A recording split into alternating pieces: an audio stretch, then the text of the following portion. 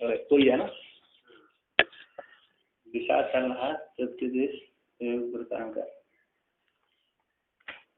तो 162 श्लोक चलेगा।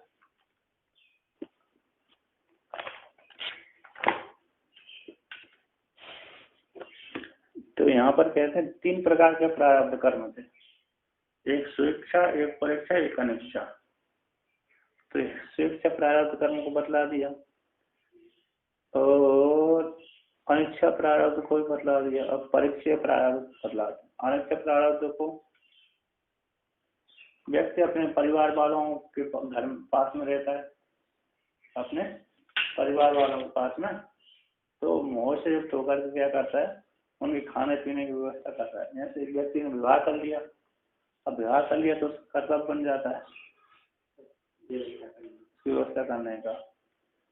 तो ना चाहता हुआ बिना इच्छा के परीक्षा करना पड़ती है, तो वो भोगना पड़ती है। नहीं तो बच्चे पैदा हुआ रो रहे हैं, भूखे मर रहे हैं, तो उनको देखने भूखे हुए कैसे देख सकता है? तो क्या करता है व्यक्ति, प्रवृत्त हो जाता है। उनके लिए सुख दुख जैसे भी हो भोग के पदार्थ है उनके पास लाता है। तो कहते हैं परीक्षा श्रेष्ठ अनिच्छा प्रारब्ध होगा। अब कहते हैं परीक्षा प्रारब्ध को कहते हैं इदानीं परीक्षा प्रारब्धम अस्ति इत्या। अब वर्तमान काल में परीक्षा प्रारब्ध को कहते हैं। नानिच्छन्तो न चेच्छन्तः परदाक्षिण्य संयुक्तः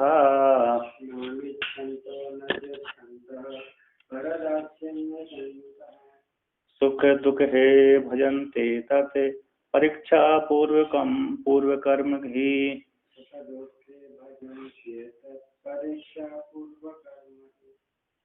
तो कहते हैं यहाँ पर ना तो व्यक्ति ये नहीं चाहता कि मैं कर्म न करूं, भोगों को न भोगूं, और भोगने की इच्छा भी नहीं करता, त्यागने की इच्छा नहीं करता और भोगने की इच्छा भी नहीं करता। न अनिच्छन तो अनिच्छा की है त्यागने की इच्छा तो नहीं करता, और इच्छा न इच्छनता और इच्छा भी नहीं करता। तो ऐसे पर दाक्षिण संयुक्ता। तो कहते पर दूसरे 2 राजा लड़ रहे हैं, 2 राजा लड़ रहे हैं, तो 2 राजा लड़ने के आपसी में 2 लड़ रहे हैं, किंतु एक राजा का एक मित्र है, दूसरा राजा मित्र है। तो अपने राजा के पास में बिना इच्छा के भी ना त्यागने की इच्छा है ना ग्रहण करने की इच्छा है, बिना इच्छा के भी उस राजा के लिए क्या करने चला जाता है, मदद करने के लिए चला जाता है। तो पर दाक्षिण्य समय तो दूसरे की दाक्षिण्यता को देखते हैं, तो उसके साथ संयुक्त होकर के वहाँ उस प्रकार वो तो इसके लिए कोई नहीं है, वो शब्द को प्राप्त होगा, किंतु उसके साथ जुड़ करके ये शब्द को प्राप्त हो जाता है। अब 2 राजा आपकी शत्रुता है, इसकी कोई शत्रुता नहीं है, फिर भी उसके साथ जोड़ करके इसको शब्द में मिल जाते हैं। शत्रु हार गया, आपने जिसके साथ लड़ा था, जिसके विरोध में लड़ा था, यदि वो हार गया तो सुखी हो गया, और जिसके वो जीत गया दुखी हो गया, है कि नहीं?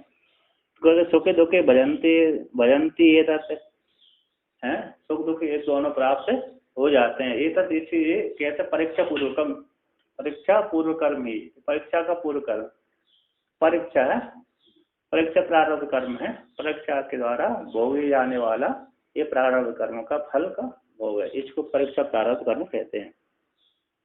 तो कहते हैं अनिच्छन तो न भजनते है, इच्छा न करता हुआ भी न भजनते, नहीं चाहता, इच्छा न करता हुआ भी न भजनते, नहीं स्वीकार करता, भजे ना भजते या सेवायाम धातु, नहीं स्वीकार करता, किंतु परदाक्षिण ना तो इच्छा भी नहीं करता और चाहता भी नहीं है, त्यागने की इच्छा भी नहीं करता और चाहते ग्रहण भी नहीं करता, किंतु परदाक्षिण संयुक्त संता प्रीत्यर्थम ये सुखे दुखे अनुभवती। किंतु कहते हैं किंतु परदाक्षिण संयुक्त, दूसरे की कुशलता से संयुक्त होकर के, उससे कोई श्रेष्ठ राजा रहा होगा, उससे कोई श्रेष्ठ राजा रहा होगा, अथवा जैसे पहले देखते हैं, पहले लोग क्या करते हैं, अपनी जिसके साथ विवाह करते हैं, जिस कन्या के साथ, तो संबंधी हो जाते हैं, होते कि नहीं होते?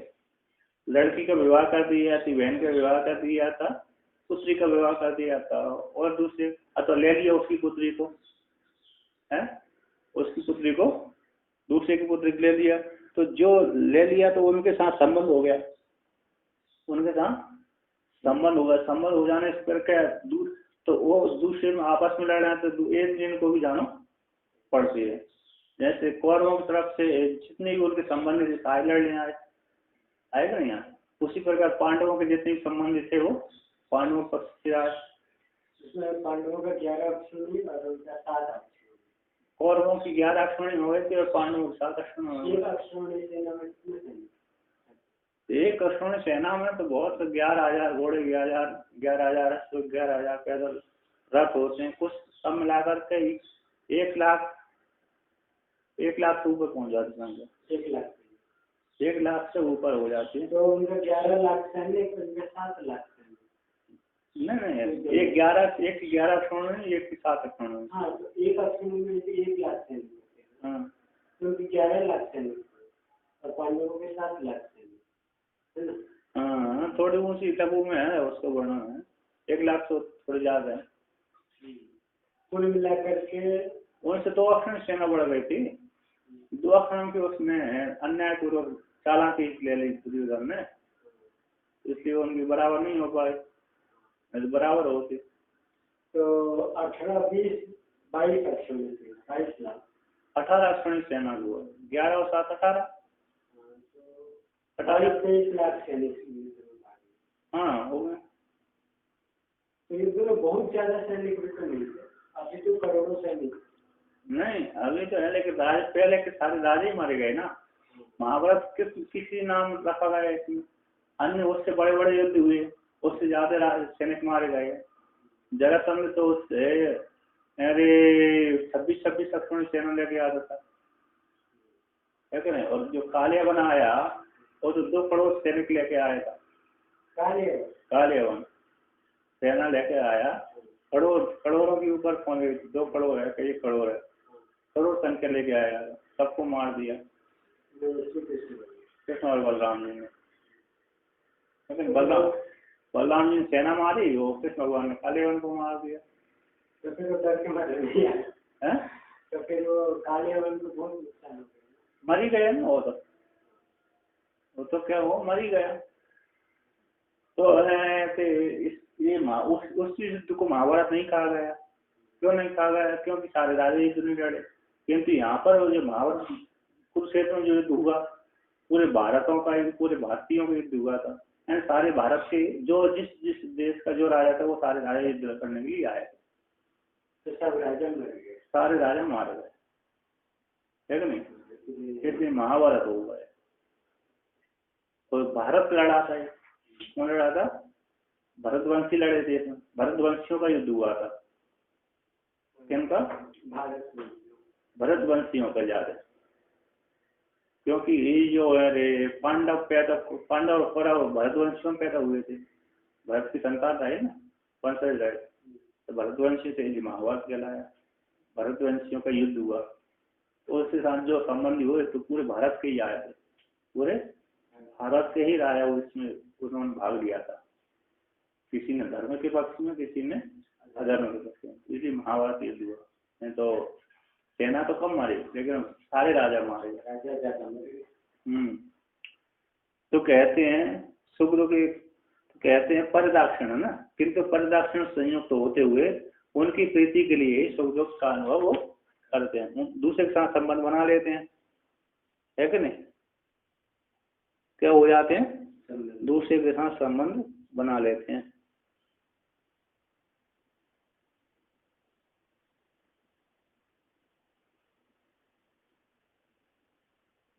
ऐसे एक कथा आती है, हरिश्चंद्र को लेकर के विश्व में तो वशिष्ठ ऋषि दोनों ही लड़ गए हैं, लड़ गए दोनों के बख्तरा दोनों को बख्तरा और दोनों ही आपस में लड़ गए। कहना विश्वामित्र मुनि ने वशिष्ठ मुनि ने कह दिया कि तुमने हमारे भक्त को जानबूझकर ठग लिया, उसको परेशान कर दिया। उसने कहा तुम्हारा भक्त झूठा था, है क्या ना?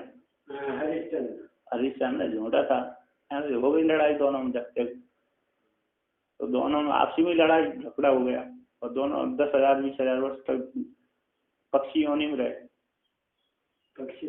पक्षी बन गए। दोनों आपसी में लड़ाई बगवाड़ी, दोनों आपसी में लड़ाई ज्यादा लड़ने लगे, झगड़ने लगे, तो दोनों ने उसकी शराब दे दी, तुम पक्षी बन जाओ, तुम ये बन जाओ, तुम ये बन जाओ।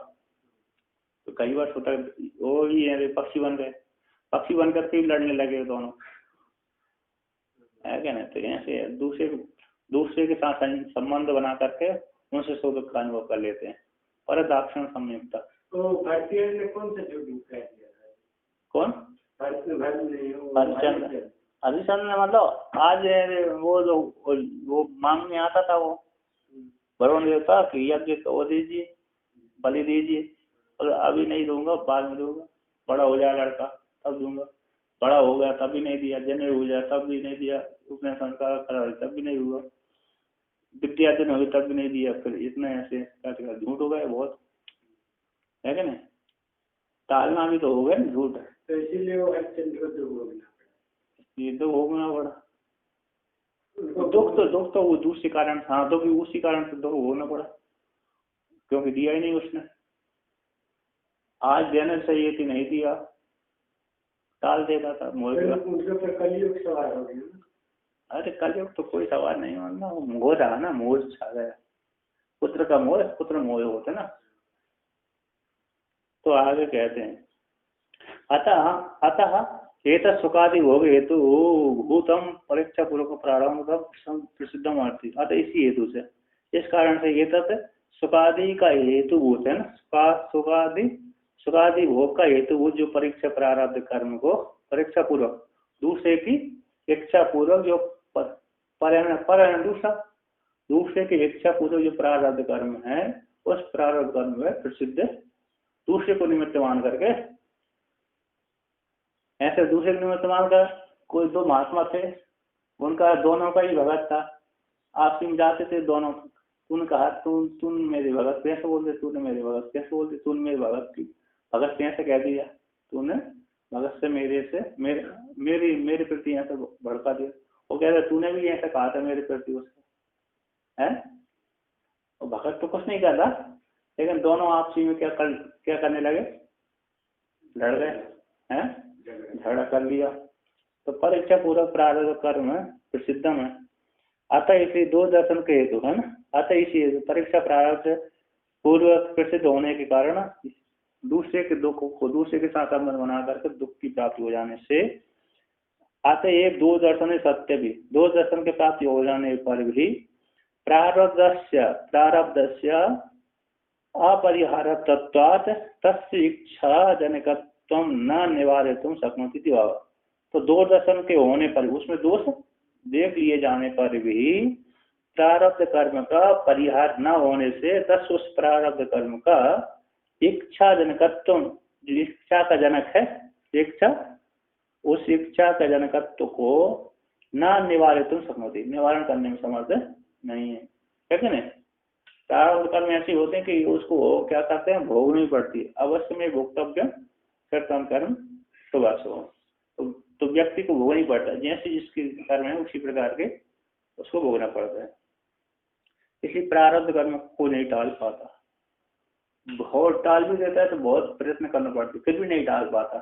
बलवत्त प्रारब्ध कर्म कैसे, मंद माध्यम बलवत्तर है ना, प्रबल। एक तो मंद है उनको टाल देते हैं, एक तो कैसे मंद है तो उनको टल जाते हैं, और जो माध्यम वाले हैं उनको थोड़े प्रयत्न करके टाल देते हैं, और बलवत्तर है उनको तो भोगना ही पड़ता है। बलवत्तर कर्म को नहीं टाल सकते हम। ननु पूर्व पक्षी यहाँ पर कहते हैं, ननु तत्वविदोपि इच्छा अंगीकारे किमिच्छन साक्षायन इति श्रुति विरोधी संगते। पूर्व पक्षी कहे तत्ववेत्ताओं का भी इच्छा को स्वीकार कर लेने पर किमिच्छन कस्य काम है, शरीर मनो संजुरेत। पर ऐसे श्रुति की क्या कहती होगी, श्रुति के साथ से विरोध हो रहा है। जब यदि आपने प्रारब्ध कर्म को तत्ववेत्ताओं में भी इच्छा को स्वीकार कर लिया तो श्रुति कहती है किमिच्छन कस्य भोगाय, है ना, किमिच्छन कस्य कामाय शरीर मनो संजुरेत। किसकी इच्छा करके, किसकी कामना को लेकर के हम शरीर को संतुष्ट करें? जब हमसे कोई भिन्न है ही नहीं है कि नहीं, हमारी कोई आसक्ति है ही नहीं है, तो फिर क्यों हम अपने को उधर इधर लगाएं, कर्मों में लगाएं, भोगों में भोगें? इसके साथ तो भोग, उस श्रुति के साथ भोग की क्या हो रही, विरोध आ रहा है कर्मों के साथ। क्योंकि श्रुति तो कह रही है कम क्यों इच्छा, किसकी इच्छा करें, क्यों इच्छा करें, किस कामना के लिए करें, किसके लिए करें, कौन है जिसके लिए हम इच्छा करें? तो यहाँ पर कह रहे हैं तत्ववेत्ता कभी आप इच्छा के प्रारब्ध कर्म के अनुसार भोगना पड़ती है, तो उसमें उत्पन्न हो जाती है, भोगनी पड़ती है ना भोग। तो वहां तो भोग का निषेध कर रहे हैं, और यहाँ पर आप तत्ववेत्ता में क्या कर रहे हैं, भोगों को उत्पन्न दिखला रहे हैं कि भोग का विधान कर रहे हैं कि मतलब भोगों को भोगना पड़ती है, उसका वारण नहीं होता। तो कहते हैं कथम तर्हि किमिच्छन् इत्येवमिच्छा निषिध्यते। कथम तर्हि किमिच्छन् इत्येवमिच्छा निषिध्यते। नेच्छा निषेधः किन्तु इच्छावादो भर्जते बीजवत्। नेच्छा निषेधः किन्तु इच्छावादो भर्जते बीजवत्। कहते हैं कथम तर्हि, जब आप है कैसे, क्योंकि आत्मज्ञानी में तत्ववेत्ता में इच्छाओं का मतलब प्रारब्ध कर्म का इच्छा को स्वीकार की है, इस श्रुति की क्या गति होगी? किम इच्छा निषेध, इच्छा निषेध, यहाँ तो किम इच्छा, किसकी इच्छा करे? इस श्रुति के द्वारा तो इच्छा का निषेध किया गया, और आपने तत्ववेत्ता में क्या कर लिया, इच्छा को स्वीकार कर लिया। क्योंकि प्रारब्ध कर्म भोगनी पड़ती है, तो बिना इच्छा के तो भोग नहीं सकता व्यक्ति, है कि नहीं? बिना इच्छा के तो हो नहीं सकता, तो श्रुति का विरोध हो रहा। तो कह रहे श्रुति सिद्धांत कहता ना इच्छा निषेध हो, यहाँ पर इच्छा का निषेध नहीं किया गया, किंतु इच्छा बाद हो, इच्छा का बाद किया गया है। इच्छा का मतलब इच्छा का निषेध नहीं किया, किंतु इच्छा का बाद किया गया। इच्छा आता इच्छा का बाद कैसे कर दिया? क्या सब कुछ मिथ्या है, सब कुछ मिथ्या है, तो मिथ्या है, जब मिथ्या है फिर किसको भोगे, किस सुख को भोगे? कोई सुख साथ कोई पारमार्थिक भोग होता तो उसको भोगा जाता, सत्य वस्तु होती तो उसको भोगा जाता, किंतु यहाँ तो पारमार्थिक वस्तु को ये नहीं, इसलिए क्यों भोगा, है कि नहीं? तो इसी इच्छा का निषेध नहीं, किंतु इच्छा का बाद है।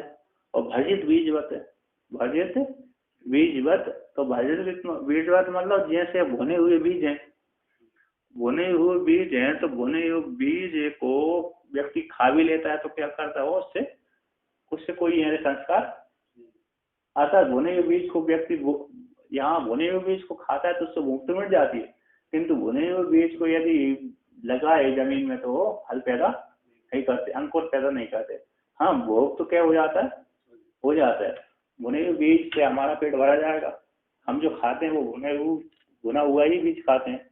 यदि हम कच्चा बीज खा लें तो क्या हो जाएगा, हमारे शरीर में उगने लगेगा, नहीं है? कच्चा खाने से पच जाएगा। कच्चा खाने से क्यों, कच्चा बीज क्या हो जाता है, अरे फल पैदा कर लेता है, पेड़ पौधा बन जाता है, पेट में जाके पच जाएगा ना। तो कच्चा बीज तो अरे फल दे रहा है, अंकुर पैदा कर देता है, किन्तु भुना हुआ बीज नहीं करता। तो हम खाते हैं, हम भी तो कच्चा खाते हैं, कुछ कच्चा खाते हैं पर कुछ पका खाते हैं, है ना? तो क्या है, तो पका खाते हैं वो नहीं पैदा कर पाते, कच्चा पैदा कर, दोनों को किंतु यार जमीन पे डालने से जो कच्चा वाला तो वो हमको देता है, पक्का वाला नहीं, किंतु हमारी भी एक शरीर की जमीन ही है, वो में डालेंगे तो पैदा हो जाएगा उसमें हमको नहीं। तो मुख्य बात है कि जठराग्नि वहाँ पर है पका देती है, जठराग्नि जो है ना अग्नि पका देती है कि नहीं भगा दे। एक तो रोटी और चावल, दाल चावल तो पहले से ही पक के आए, है कि नहीं? फल नहीं पका तो फल का जो बीज यदि हमने खा लिया तो जठराग्नि है ना उसको पका देती है, इसलिए अरे हमको नहीं, वो जल्दी देर तक, ज़्यादा देर तक देता भी नहीं है, ज़्यादा देर तक शरीर में रहता भी नहीं है, निकल जाता, पक जाता ना वहाँ पर अग्नि के द्वारा। तो इसलिए तो कहते हैं इच्छा का बाद, इच्छा का निषेध नहीं किंतु इच्छा का बाद है, मिथ्या रूप से आता सब कुछ पदार्थ कैसे मिथ्या, किसकी इच्छा हम करें,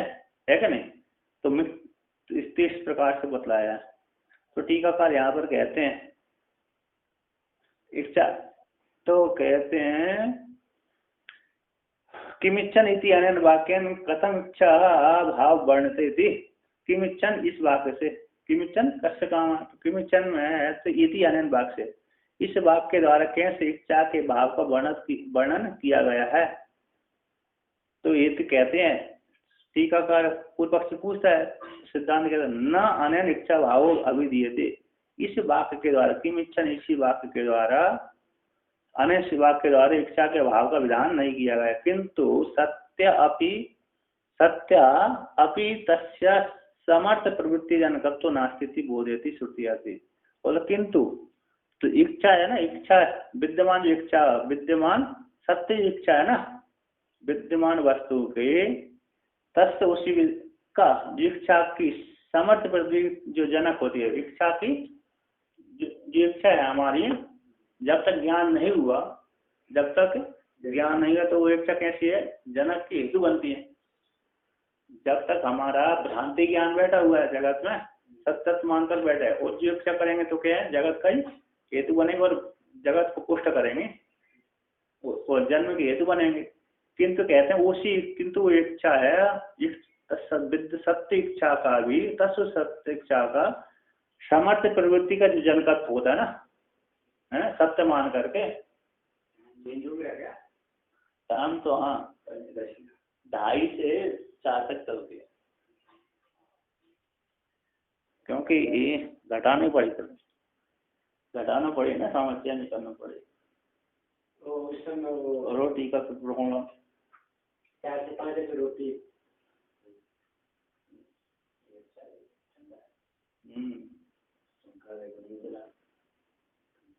ऊपर वो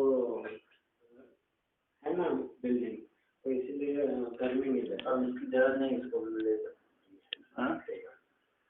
इसको ले कहाँ पर आपके में ठीक काम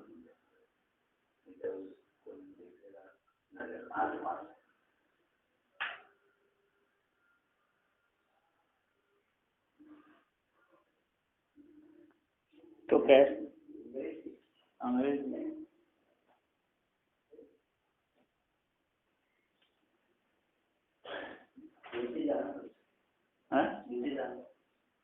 नहीं, अभी तो उद्घाटन नहीं किया मैंने। तो यहाँ पर कहते हैं किंतु सत्य जो इच्छा है, उस इच्छा का, सत्य जो इच्छा है उस इच्छा का, विद्यमान इच्छा का, सत्य विद्यमान, जो विद्यमान इच्छा है उस विद्यमान इच्छा की सामर्थ्य प्रवृत्ति जनकत्व, सामर्थ्य प्रवृत्ति का जो जनकत्व होता है ना, विद्यमान इच्छा की सामर्थ्य होता है, प्रवृत्ति का जो सामर्थ्य होता है, उस सामर्थ्य की उत्पत्ति उसमें इच्छा में नास्ति इति बोध के द्वारा परिहार करते हैं। न इच्छा निषेध, हमने इच्छा का निषेध नहीं किया, किंतु इच्छा का वाद किया। अर्थतः हमसे भिन्न कोई दूसरा है ही नहीं है, हमसे भिन्न कोई दूसरा है नहीं, और सारी जो पदार्थ कैसे, जगत पदार्थ कैसे मिथ्या है, तो मिथ्या पर किसकी इच्छा करें, किस वस्तु की हम इच्छा करें। कहते स्वरूप सत्य आपी तस्य सामर्थ्य रहते दृष्टान्तमा, स्वरूप से सत्य होती हुई भी, स्वरूप से सत्य होती हुई भी तस्य उसकी सामर्थ्य रहते, सामर्थ्य रहते में दृष्टांत रहते हैं। ऐसे इच्छा होते हुए व्यक्ति में इच्छा है फिर भी सामर्थ्य उत्पन्न नहीं करती। मनुष्य दिख रहा है कि नहीं, मनुष्य दिख रहा है किंतु क्रिया नहीं कर रहा, तो उसमें शक्ति है कि नहीं, ये नहीं दिखता, लेकिन मनुष्य में शक्ति रहती है, मनुष्य में शक्ति रहती है, यदि क्रिया नहीं करेगा सामर्थ्य उसकी नहीं दिखेगी। अब देखो चना है, कहते हैं गेहूं फसल है, क्या है फसल, अनाज है, बीज है, तो बीज यदि कच्चा है तो जनक क्या करेगा, उत्पत्ति का हेतु बनेगा, अंकुर का हेतु बनेगा। यदि उस बीज को हमने भून दिया तो उत्पत्ति का हेतु नहीं, किंतु दिख रहा है बीज, बीज कैसा दिख रहा है कि बीज है, बीज है, लेकिन वो उत्पत्ति का हेतु नहीं बनता। उसी प्रकार इच्छा तो है विद्यमान, शरीर में मन में इच्छा बैठी हुई है, फिर भी इच्छा वो बाधित होने के बाद व्यक्ति के द्वारा उत्पन्न होने से वो इच्छा नहीं कर पाती। जैसे मृग मर इच्छा तो हम जल देखते हैं, मृग मरीचिका का हम जल देखते हैं, किंतु जल देखते हुए हम जानते कि इसमें जल है ही नहीं है, तो फिर हमारी प्यास उसको पानी पीने की इच्छा नहीं करती उस जल को। हाँ, जहाँ जल है वहां तो हम जाएंगे पीने के लिए, किंतु मृग मरीचिका के जल कोई जल से प्यास बुझाने के लिए हम उसके पास जाने के पीने के लिए नहीं जाते, उसके पास जल पीने के लिए हम नहीं जाते, क्योंकि हम जानते कि इसमें जल है, होते नहीं है, फिर भी दिख रहा है। इसलिए इच्छा का निषेध नहीं किया, इच्छा का बात किया, आशा तो उसका बात कर दिया है ना। कैसे बात करूँ, मिथ्या है, सत्य नहीं है, उसी प्रकार उसमें कोई सार नहीं है। तो आगे कहते हैं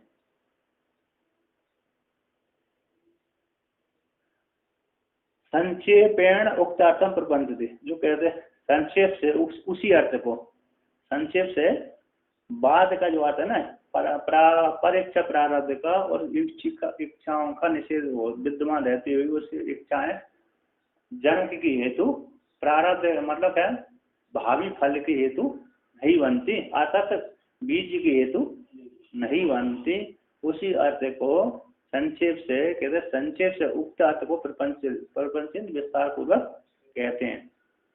बीज को तो कहते हैं भजितानि तु बीजानि संत्य कार्य कराणि च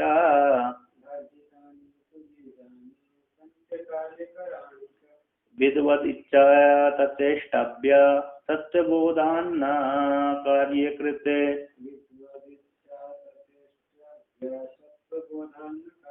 कहते हैं भजित तु बीज, किंतु कहते हैं भजित बीजानि संति, जो भुने हुए बीज विद्वान रहते हैं, है ना, भुने हुए बीज हैं तो विद्वान तो है, किंतु एक कार्य करने में समर्थ नहीं होते।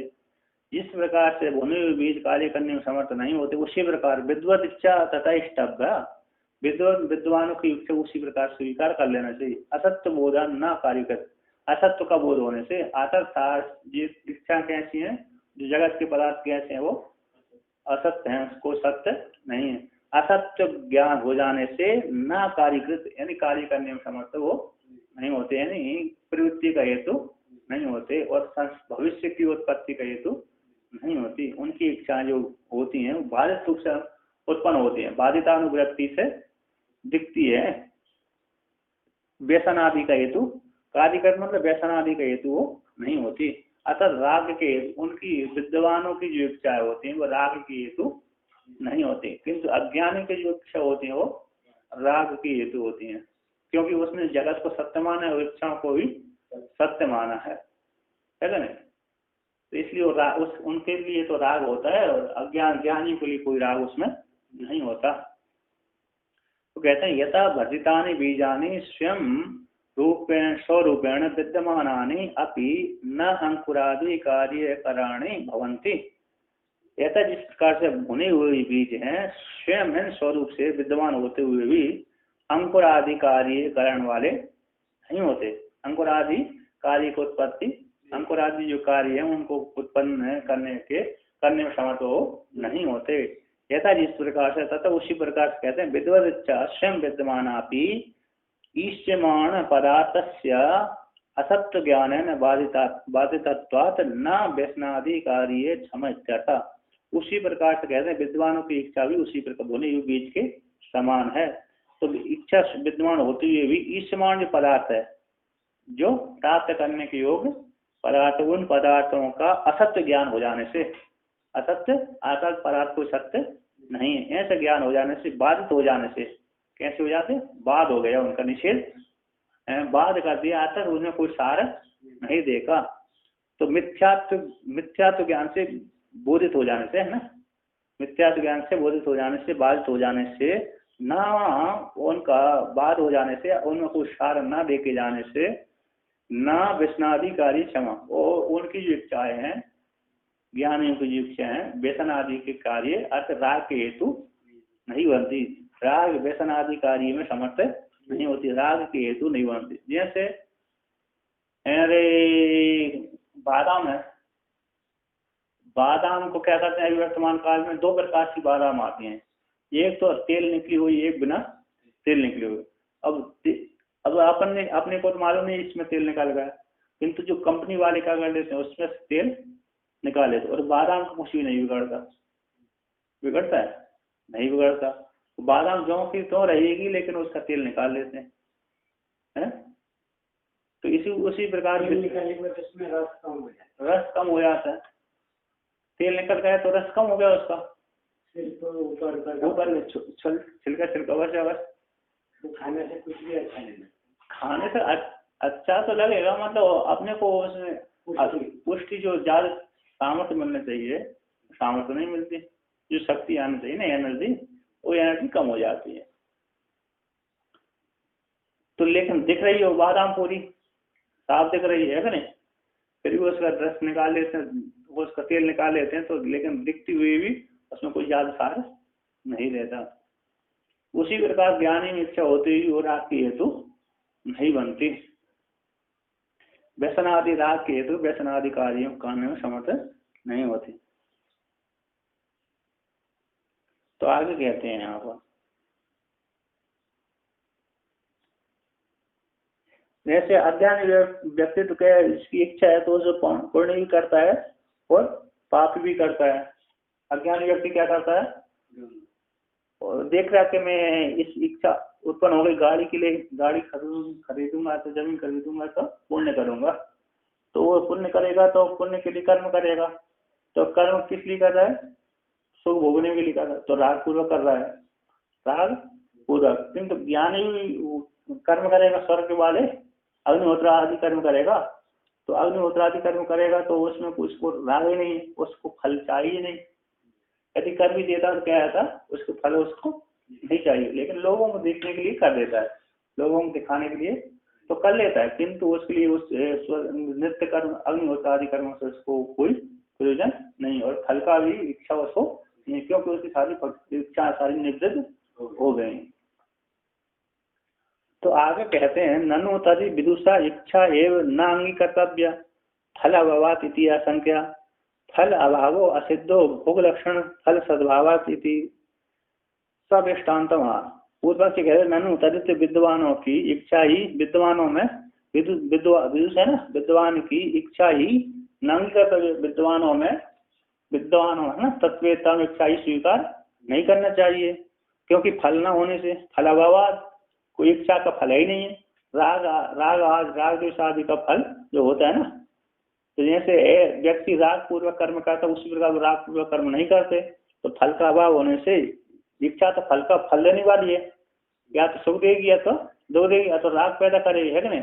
तो उनमें तो ज्ञानी जो फल इच्छा स्वीकार नहीं करेंगे, तो इच्छा स्वीकार न करने से उनके फल का अभाव हो जाने से, फल का अभाव है। कोई भोग होते हैं उनमें कोई सार नहीं देखते, ज्ञानी कोई भी भोग भोगता है उसमें कोई उसमें सार नहीं देखता, किंतु अज्ञानी जो भी भोग भोगता है उसमें वो क्या देखता है, उसमें कुछ न कुछ सार राग जरूर पैदा होता है उसका। तो इसलिए विद्वानों की इच्छा ही अंगीकार नहीं करना चाहिए, क्योंकि फल न होने से, फल का अभाव होने से, इति आशंका को लेकर कहते हैं फल अभाव हो, फल का अभाव असिद्ध, फल के अभाव जो है, फल का अभाव वो असिद्ध है, अर्थात भोग लक्षण फल सद्भाव रहता है, भोग लक्षण फल का अभाव सिद्ध नहीं, फल का अभाव है ऐसा आप नहीं कह सकते। अर्थात फल का अभाव नहीं, फल का भाव है। कौन सा फल का भाव है, कहते भोग लक्षण जो फल है, भोग लक्षण जो फल है वो सद्भाव रहता है। जैसे भुने हुए बीज को वो तो उत्पत्ति नहीं कर सकते, किंतु भुने हुए बीज क्या करते हैं, दूसरे की शुद्धात्म निवृत्ति करा देते हैं। तो कहते हैं दग्ध बीज मारोहेपि तक्षणायोपि युज्यते,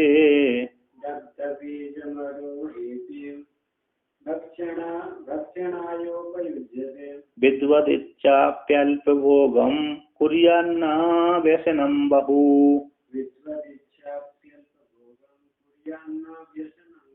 कहते हैं भुने हुए बीज आरोह में भी उत्पन्न होने में समर्थ नहीं है, रोई में समर्थ नहीं होते, अंकुर पैदा करने में समर्थ नहीं होते।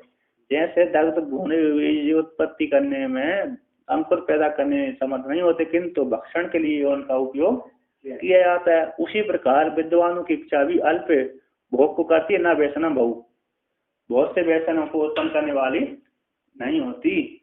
प्रारब्ध भोग को वो भोग लेते हैं, विद्वान क्या कर लेते हैं, प्रारब्ध कर्मों को भोग लेते हैं, किंतु उनमें प्रारब्ध कर्मों को भोग कर राग द्वेष आदि उसमें नहीं करते।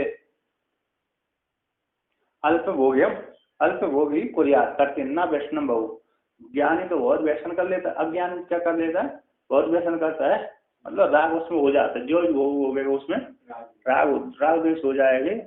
कर्म करेगा तो राग पूर्वक ही कर्म करेगा, और द्वेष भी करेगा तो राग पूर्वक ही द्वेष करेगा।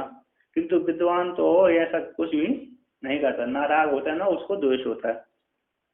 तो कहते हैं दग्धम भजितम इति यावत, दग्ध में भजित होने भी जीतिया। तो व्यसनम यानी विपदा आदि रूपम बहुज, विपदा व्यसन का है, विपदा आदि रूप, विपदा आदि रूप जो भूविद है उस वो बहु रूपों को उत्पन्न नहीं करता। तो कहते हैं विपदादि बहुरूप कैसे हैं, व्यसन है ना, विपदादि जो बहुरूप है वो कैसे हैं, तो कहते हैं विपदादि जो 10 रूप है 10 प्रकार के होते हैं, कामल दोष होते हैं। विपद है ना, विपद भ्रंश आदि बोले, विपद है वैष्णव कार्य करते हैं, वैष्णव विपदी भ्रंशे दोषे कामज कोपजे इति अभिधानात्। कहते हैं व्यसन कार्य है, व्यसन कार्य करते विपदी भ्रंशे दोषे हैं, विपदी भ्रंशे दोषे कामज कोपज इति, काम और कोप से जन्य 10 प्रकार के भोग होते हैं। विपद भ्रंश आदि जो व्यसन है, व्यसन के 10 रूप होते हैं ना, व्यसन राग के हेतु वो 10 प्रकार के कामज दोष और 8 प्रकार के क्रोध जन दोष होते हैं। इन सबको कहते हैं 18 मिलाकर के व्यसन कहलाते हैं। 10 तो कैसे होते हैं, काम से जन होते हैं, काम से जन होते हैं, और 8 होते हैं क्रोध से जन। ये सारे मिला करके क्या होते हैं, व्यसन कहलाते हैं। और विपदा को हम करते हैं, हमको जिस वस्तु में राग हो गया, कामज दोष, काम को लेकर के, तो उस कर्म के लिए करेंगे, उस कर्म को हम, तो करने से पहले कष्ट तो हो गई है कि नहीं, करने से पहले कष्ट होगा। अब उसको भोग लिया, भोग करने के पश्चात वो भोग समाप्त हो गया, फिर भी कष्ट हो गया, फिर भी कष्ट होगा, क्योंकि भोगने से पहले भी कष्ट हुआ था। भोग से पहले उसको रक्षण करने के लिए, लाने के लिए, उपभोग करने के लिए, उसको बाजार से लाने के लिए, तो कहीं से लाने के लिए पहले हमने कष्ट किया, फिर भोग होगा, थोड़ी तृप्ति मिली, फिर भोग करने के पश्चात फिर वो भोग समाप्त हो गया, तो फिर कष्ट, उपार्जन करने में भी कष्ट और समाप्त होने में भी कष्ट। तो दोनों ही जो काम से उत्पन्न होने वाले ये व्यसन के हेतु और दुख के हेतु होते हैं। और जो कामना की पूर्ति नहीं हुई तो उससे भी दुख हो गया। हम लेने गए थे किंतु मिला ही नहीं हमको, तो व्यक्ति कहते बाजार में जाता है कुछ सामान लेने के लिए नहीं मिलता, तो कहता परेशान हो गया आज, है ना, ऐसे कहते हैं। तो मुझे क्रोध से जन होता है और काम से जन, ये 18 प्रकार के व्यसन कहलाते हैं। तो आगे तन्न कर्म एवं भोग द्वारा व्यसनम अपि जन है द्वितीय आशंका। कर्म ही कहते हैं, कर्म ही भोग के द्वारा व्यसन को उत्पत्ति कर रहे हैं। कर्म ही क्या कहते हैं, भोग के द्वारा, जैसे आम को भोग भोगते हैं तो भोग खराब हो जाता है, उस प्रकार कर्म ही भोग के द्वारा व्यसन भी उत्पत्ति कर रहे हैं। इतिहास इच्छा व्यसन उत्पत्ति ना करें, लेकिन कर्म ही भोग के द्वारा क्या करते हैं, व्यसन को पैदा करते हैं। कहते हैं भोगेन चरिता तत्व प्रारब्ध कर्म प्रारब्धम कर्म हीयते, भोगेन चरितार्थत्वात् प्रारब्धं कर्म हीयते, भोक्तव्य सत्यता भ्रांत्या व्यसनम तत्र जायते, भोक्तव्य सत्यता भ्रांत्या व्यसनं तत्र जायते। तो कहते हैं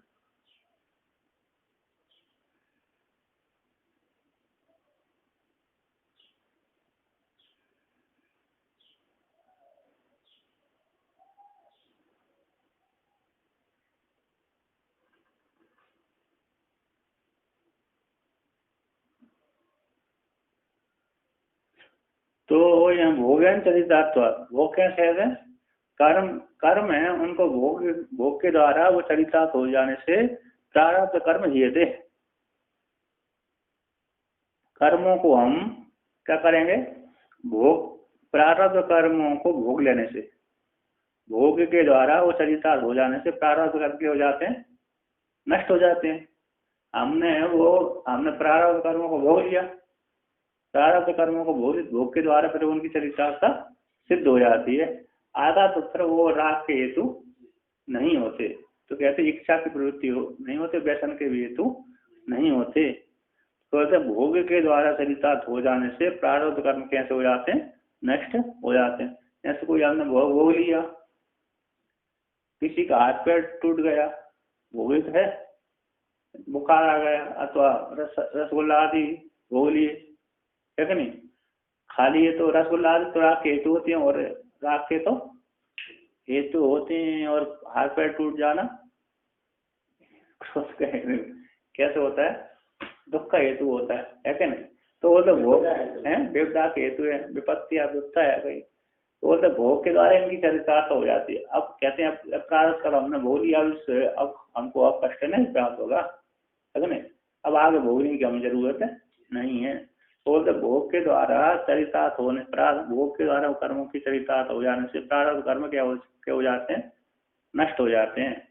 तो कहते हैं हमने उनमें मिथ्यात्व रूप से भोगा तो वो नष्ट हो जाएंगे, सत्यत्व बुद्धि से भोगेंगे तो नष्ट हो। कहते हैं भोक्तव्य सत्यता भ्रांत्या, भोक्तव्य जो वस्तु है, भोगने के योग्य जो वस्तु, उस वस्तु को सत्य रूप से सत्य मान करके भ्रांति के द्वारा हम भोगेंगे तो वैष्णव तत्व जाते, वहां पर क्या हो जाएगा, वैष्णव की उत्पत्ति हो जाएगी। यदि हमने उसको सत्य रूप से नहीं माना तो प्रारब्ध मान करके क्या हो जाएगा, नष्ट हो जाएंगे। जैसे व्यक्ति की झगड़ा हो गया, क्या हो गया, दो व्यक्ति में झगड़ा हो गया, यदि हमने उसमें राग बना लिया तो फिर उसको हम अनिष्ट करते रहेंगे। यदि हमने कहा अरे झगड़ा ही तो चलता रहता है, ये तो झगड़ा चलता रहता है, तो उपेक्षा कर दी तो दोनों को झगड़ा समाप्त हो जाता है, ये तो आता रहता है, चलता रहता है, व्यवसाय चल गई, है कि नहीं। यदि उसने राग कर लिया तो फिर झगड़ा बढ़ जाएगा और परेशान दोनों ही होंगे, परेशान दोनों ही होंगे। तो कहते प्रारब्ध कर्मण भोग मात्र है, तो प्रारब्ध जो कर्म होते हैं भोग के द्वारा, प्रारब्ध कर्म है ना, प्रारब्ध कर्म भोगेन चरितार्थ, प्रारब्ध कर्म भोग के द्वारा चरितार्थ हो जाते हैं, और इसलिए प्रारब्ध कर्म भोग होगा वो नष्ट हो जाता है। कहते हैं प्रारब्ध कर्म का भोग मात्र हेतु होने से न व्यसन जनकत्व, व्यसन जनक के हेतु नहीं है कि नहीं। कुतस्तरी व्यसन जन्म है, फिर कैसे व्यसन का जन्म होता है, व्यसन का जन्म कैसे होता है। तो कहते हैं भोक्तव्य जो भोगने के योग पदार्थ है, उन प्रारब्ध भोगने के योग पदार्थ है, उन पदार्थों में या सत्यता की भ्रांति हो जाने से उन पदार्थों को हम सत्य जान लेते हैं। वो पदार्थ कैसे हैं, सत्य हैं। तो सत्य बुद्धि से जब हम भोगते हैं तो भ्रांति के द्वारा ही है, तो मिथ्या वस्तु को सत्य मान करके जब भोगते हैं तो वो वही वहां पर क्या करते हैं, व्यसन के हेतु बनते हैं।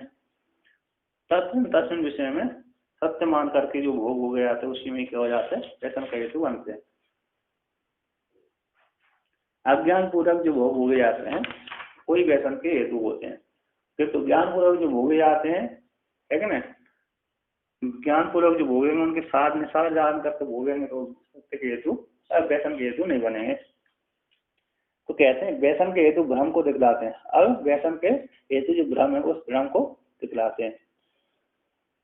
तो कहते हैं मां विनश्यत्वेयं भोगो वदतः मुत्तरोत्तरम्,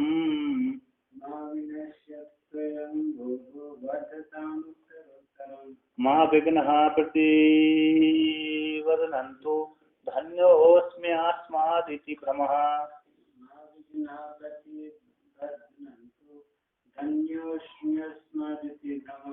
कहते हैं मां विनश्यतु एवं भोगा, सुखरूप जो भोग है ये मेरा भोग, सुखरूप जो भोग क्या है, विनाश को प्राप्त न हो, नष्ट न हो।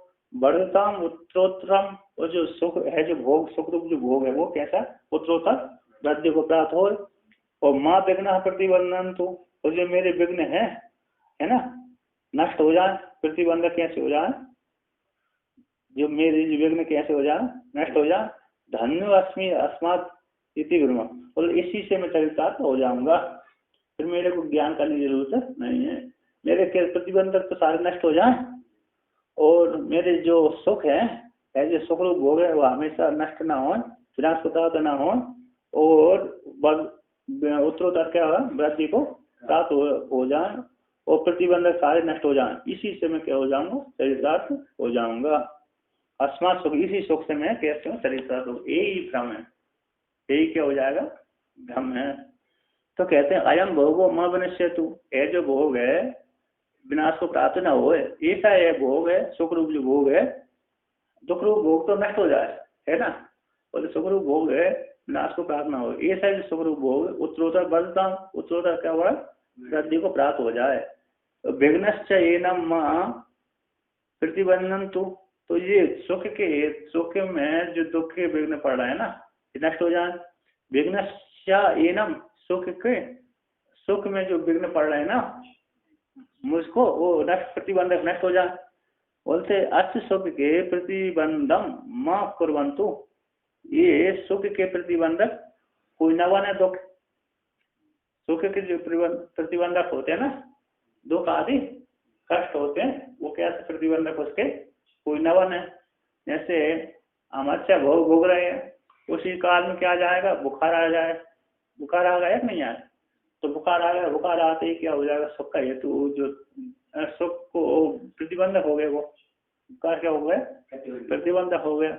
कोई जरूरी कार्य पड़ गया तो बाहर जाना पड़ी, तो बाहर जाना पड़े तो बाहर में जाकर परेशान हो गए, वो प्रतिबंधक हो गए, है क्या। तो जो सुख के प्रतिबंधक मां परवंतु ना हो, अस्मात इसी हेतु से, इस भोग से, सुख भोग से ही हम धन्यो, मैं कैसे हो जाऊंगा, धन्यम कृतार्थ तो हो अस्मि, कृतार्थ हो जाऊंगा। इति एवं रूप जो ब्रह्म होता है तदस्य व्यसन, उससे क्या हो जाता है, व्यसन होता है, बढ़ता है। तो कहते हैं प्रसंगाद अस्य परिहार उपायम, इस प्रसंग से व्यसन का हेतु होने से उसके परिहार को कहना चाहिए। किसको, व्यसन का ये हेतु है, उसका परिहार करना चाहिए। अर्थात व्यसन न बढ़ा है, राग न बढ़ाए, किंतु व्यसन से राग से निवृत्ति होना चाहिए, है ना। तो राग से निवृत्ति हो जाएगी तो दुख नहीं मिलेगा, फिर सुख ही सुख मिलेगा। आत्मपद की प्राप्ति हो जाएगी। आत्मपद की प्राप्ति हो जाने से व्यक्ति क्या हो जाता है, सुखी हो जाता है, फिर कभी दुख नहीं प्राप्त होता उसको। तो कहते हैं यद भाविना तद, यद भाविना तद भावी, भावी चेन्न तदन्यथा, इति चिंताद सघ्नोयम बोधो भ्रम निवर्तकः। कहते यद अभावी न तदभावी, जो भविष्य में घटना नहीं घटने वाली है वो नहीं घटती। जो भावी है भविष्य, न भावी थी भविष्य, अभविष्य, जो भविष्य में घटना नहीं घटने वाली होती है तद न तदभावी, वह घटना भविष्य में नहीं घटती। वो कहते हैं यद भावी चेत न तदनंतर, जो भावी होने वाली है भविष्य में घटना घटने वाली है, तो उसको कहते हैं वो अन्यथा हो करके नहीं रहती, अन्यथा नहीं होती। कहे भविष्य में जो घटना घटने वाली है वो अन्यथा प्रकार से अतः न घटे, ऐसी संभव नहीं है। और जो भविष्य में नहीं घटने वाली वो नहीं होती, वो घट के भी जो भविष्य में नहीं घटने वाली है घटती भी नहीं है, और जो भविष्य में घटने वाली है उसको अन्यथा भी हम नहीं कर पाते। इति चिंता जो है ना, इस प्रकार से जो चिंता, इति इतना है चिंता विसग्नो, चिंता रूप विश्व को नष्ट करने वाला है जो बोध है, अयम बोधा, चिंता रूप विश्व को नष्ट करने वाला है जो बोध है, वह भ्रम निवर्तक, भ्रम को निवृत्त करने वाला है क्या नहीं। हमने जान लेकर जो होना है तो होकर ही रहेगा, जो नहीं होना वो होकर वो नहीं हो सकता। हमको जो भोगना पड़ेगा वो भविष्य में भोगना पड़ेगा, वो तो भोगना ही पड़ेगा, है क्या नहीं। तो अब उसके विषय में क्या सोचना, क्या चिंता करना। एक क्या है, एक ऐसे चिंता कहते हैं, चिंता चिता समायुक्ता बिंदु मात्रा विशेषता, चिंता चिता समायुक्ता बिंदु मात्रा विशेषता, निर्जीवम रहते चिंता, सजीवम रहते चिता। तो चिंता में चिंता और चिता दो शब्द है ना, चिंता और चिता में कहते हैं बिंदु मात्र विशेषता। चिंता और चिता में एक बिंदु मात्र की विशेषता है। बिंदु मात्र, चिंता में नकार लगा दिया और चिता में नकार हटा दिया। कहते हैं चिंता तो क्या कहते हैं व्यक्ति को, निश्चिता है निर्जीव व्यक्ति को जलाती है। चिता किसको जलाती है? निर्जीव, जिसमें कोई जीव नहीं रहता उसी को जलाती है चिता, जलाती है। किंतु चिंता तो सजीव को ही जला देती है। चिंता क्या जला देती है? सजीव को क्या जला देती है? व्यक्ति चिंता से दुखी होगा तो जलता ही रहता है। जब तक उसकी चिंता नहीं निवृत्त होगी तब तक दुखी होता रहता है और कष्ट को अनुभव करता रहता है कि नहीं? चिंता कष्ट ही करता, जलता ही रहता, सूखता ही रहता है, बाद में अंदर ही अंदर जलता रहता है। इसने मेरे ये कर दिया, इसने मेरे ये कर दिया, इसने मेरे ये कर दिया, इसने मेरे इतना नष्ट किया था। चिंता ही तो है ना, अब क्या होगा मेरा, ये चिंता है। तो कहता है ये चिंता रूप जो विष है, उस विघ्न को, चिंता रूपी जो विष है उस विष को नष्ट करने वाला हंसागत धातु है। हम तो घृणा बनता है हंस से, घृणा धातु किसका है? हिंसागत, हन धातु का रूप है। तो चिंता रूप जो विष को नष्ट करने वाला है जो बोध है, ज्ञान रूप जो बोध, जो भविष्य में नहीं घटने वाला वो नहीं होकर नहीं होता, और जो होने वाला वो होकर के ही रहेगा। मैं क्यों चिंता करूं, फिर मैं क्यों चिंता करूं? तो ऐसे जो ज्ञान है, यह ज्ञान धर्म को निवर्तक करने वाला, धर्म को निवृत्ति करने वाला है। तो कहते हैं, टीकाकार कहते हैं, यद भवितम अयोग्यम तन्ना भवदेव, जो होने के योग्य नहीं है वह नहीं होता। भवतुम योग्यम चेत तद अन्यथा न भवेदिति भवेद एवं इति रूपम चिंता विसर्गना। कहते हैं जो होने के योग्य है, यदि जो होने की योग्य तद अन्यथा न भवेद, वह अन्य भी नहीं होता। इति एवं रूप से जो चिंता रूप विष को नष्ट करने वाला है जो बोध है, वह बोध। कहते हैं इदम में श्रेय कदा भविष्यति, इदम अनिष्टम कदा निवर्तिष्यते। यह जो मेरा श्रेय है कदा होगा, कब मिलेगा? मेरा कल्याण, श्रेय कल्याण, श्रेय और प्रेय। श्रेय क्या होता है? दो मार्ग है, श्रेय और प्रेय। कठोपनिषद में बताया श्रेय प्रेय दो मार्ग है। तो व्यक्ति कुछ लोग श्रेय को प्राप्त करते हैं, कुछ प्रेय को। तो प्रेय को जो प्राप्त करने वाले हैं व्यक्ति संसार में संसरण करते हैं, और श्रेय को जो पसंद करते हैं वो आत्मलोक की प्राप्ति कर लेते हैं। तो इदम में श्रेय, मेरा जो श्रेय कदा भविष्य कब होगा, और इदम अनिष्टम कदा निवृत्त है, जो मेरा अनिष्ट है वो कब निवृत्त होगा। इति एवं आदि चिंता है। तो यहाँ पर जो तो श्रेय मतलब मेरा कल्याण कब होगा, मेरे सुख की प्राप्ति कब होगी। यहाँ पर श्रेय क्या है? सुख रूप के लिए। यहाँ पर सुख, यहाँ तो यही है, सुख है, सुख है कि नहीं? सुख वाला श्रेय है। यहाँ पर कहते हैं मेरा सुख कब होगा, मेरे को सुख कब मिलेगा, मैं सुखी कब होऊंगा, और दुख मेरे ये दुख आ रहे हैं, दुखों की निवृत्ति कब होगी। इस प्रकार से इति एवं आदि, एवं इस प्रकार से आदि जो चिंता है, चिंता ही विष है। चिंता ही क्या है? यहाँ पर विष है। चिंता ही विष के समान विष है। स्वयं संस्पृष्ट, स्वयं संस्पृष्ट पुरुष से नाश हेतुत्वाद इति नाश हेतुत्वाद विषम इदम चिंता विषम हंति इति चिंता विसर्गना।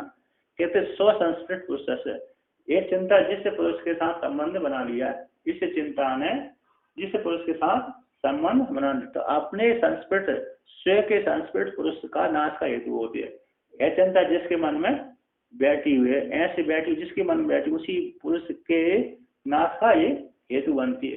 पुरुष को नाश का मतलब उसको कमजोरी बना देती है, और वह व्यक्ति दुखी भी होता रहता है। और ज्यादा चिंता बढ़ गई तो व्यक्ति आत्महत्या भी कर लेता है। तो स्व के संश्लिष्ट स्वयं अपने संस्पृष्ट पुरुष का चिंता जिसमें लगी, ऐसे पुरुष के नाश का हेतु होने से है विष है। ऐसे विष व्यक्ति ने पी लिया तो व्यक्ति को प्राण निकलना छोड़ना ही पड़ता है।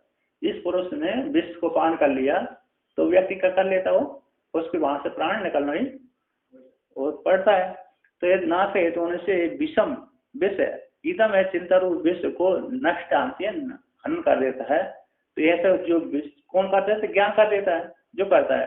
तो चिंता रूप जो विष है उस विष को नष्ट करने वाला है जो बोध है।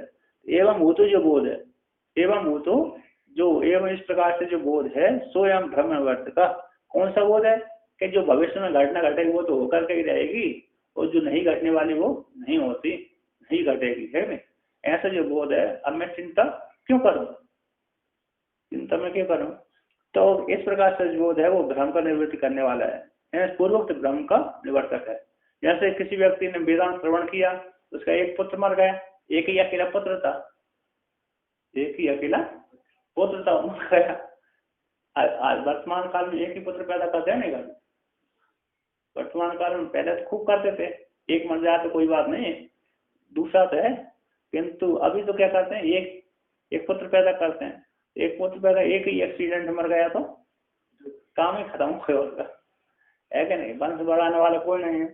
तो उनकी पुत्री होती है नहीं, पुत्री भी होती किसी का नहीं है, कोई एक ही, दोनों दो, हम तो हमारा एक नियम ये भी है, हम दो और हमारा एक, हम दो हैं तो हमारे एक ही होना चाहिए, है कि नहीं? हम दो हम दो हमारे दो, तो हम दो हमारे दो, तो एक लड़का एक लड़की। अब ये एक, अरे हम दो हमारे एक, यदि लड़का पैदा हो गया तो एक ही कर दे रहे हैं वो, एक लड़का अकेले लड़का बड़ा पैदा ही लड़का पैदा हो गया तो एक में ऑपरेशन करा लेते हैं, यदि लड़की पैदा हुई तो दो कर लेते हैं, जब तक लड़का पैदा नहीं होता तब तक वो पैदा करते रहते हैं। आजकल तो ऐसे भी नहीं आए, लड़की से भी संतुष्ट हो जाते हैं। आजकल तो संतुष्ट हो जाए, लेकिन अधिकतर है ज्यादा लड़कों की चाहते हैं, ज्यादा 90%, बहुत ही कम हमें जो 10% लड़की से संबंध संतुष्ट होते हैं, लेकिन ज्यादातर तो कैसे इच्छा करते हैं, हाँ कि पहला लड़का एक तो होना चाहिए, है कि नहीं? वंश की वृद्धि वाला नियम भी है, वंश की वृद्धि के लिए लड़का जरूर चाहिए, है नहीं? पुत्रों को उद्धार करने के लिए, पानी देने के लिए। तो कहते हैं तो जिसका लड़का मर गया अब वो क्या करेगा, कुछ नहीं कर सकते। तो कह रहे हैं घटना घटी, दुखी थोड़ा बहुत दुखी हो, फिर बाद में संतुष्ट हो गया, क्योंकि घटना घटने थी तो घट कर रह गई, अब क्या करें, किसको दोष दें हम, क्या करें? तो कहते हैं यहाँ पर, तो ब्रह्म, तो कहते हैं आप आगे कहते हैं, ननु विद्वद अविद्वेषो, विद्वद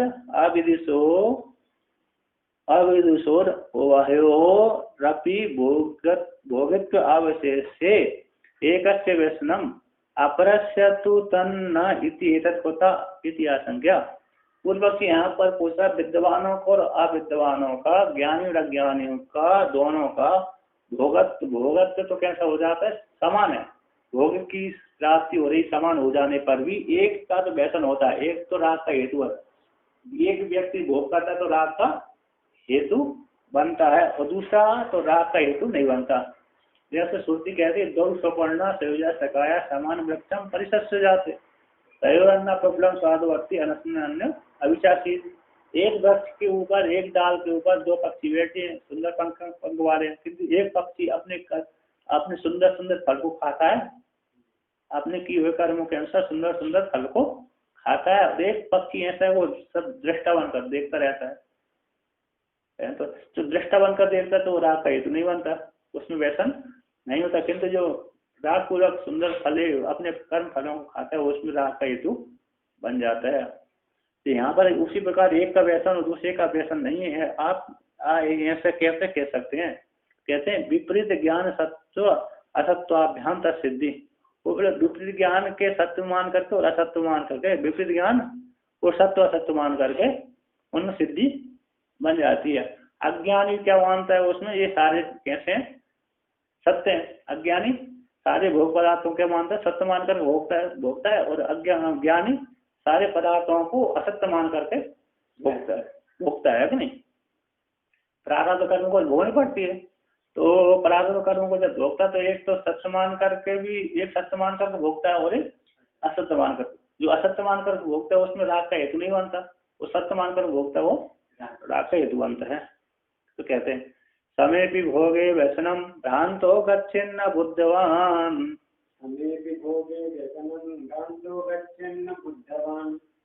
असख्यातस्य संकल्पात् भ्रांतस्य व्यसनं बहु।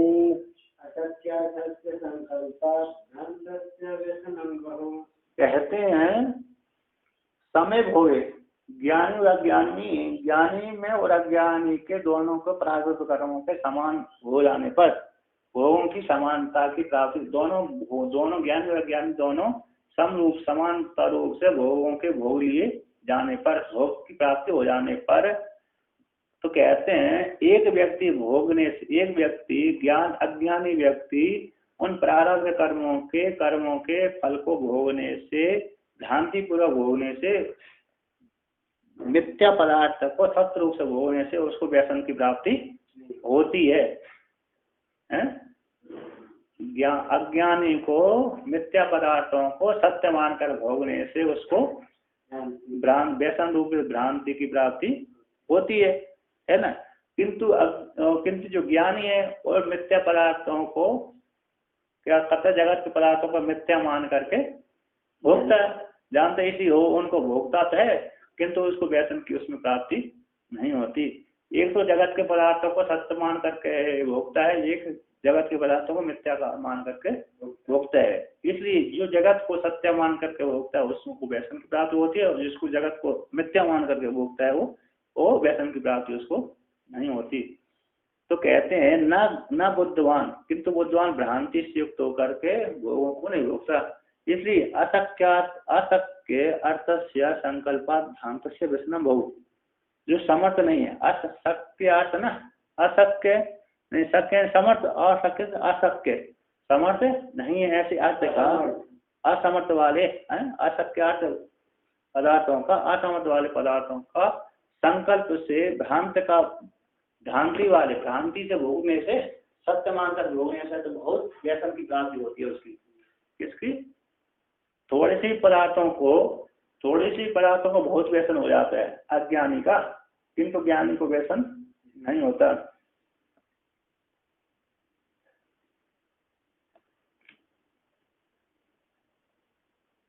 समर्थ नहीं होते ना, अशक्य सामर्थ्य से रहते उन प्रारब्ध कर्म भोगों का संकल्प से है ना, संकल्पत व्यसनम भ्रांत से व्यसनम हो, असंकल्प वाले संकल्प वाले होने से, असक्यार्थ वाले असमर्थ वाले होने से, प्रारब्ध कर्म उनको मिथ्या मानकर भोगने से, असत्य होने से नहीं, वो सत्या समर्थ नहीं होता त्यागने के लिए। सत्या असत्यार्थ भ्रांतस्य, असत्यार्थस्य भ्रांतस्य संकल्पात व्यसनम बहु, है ना। बोलते भ्रांति के द्वारा उन पदार्थों को भोगने की इच्छा करने से, संकल्प पूरा भोगने से उन व्यसनों को बहुत, उसके व्यसन कैसे हो जाते हैं, बहुत हो जाते हैं। क्योंकि वो चाहता कि मेरे दुख से निवृत्त हो जाए, उस सुख के वो कभी क्या हो जाए, बढ़ते ही रहे। भोग सुख के जो भोग है वो हमेशा रति को प्राप्त होते रहे।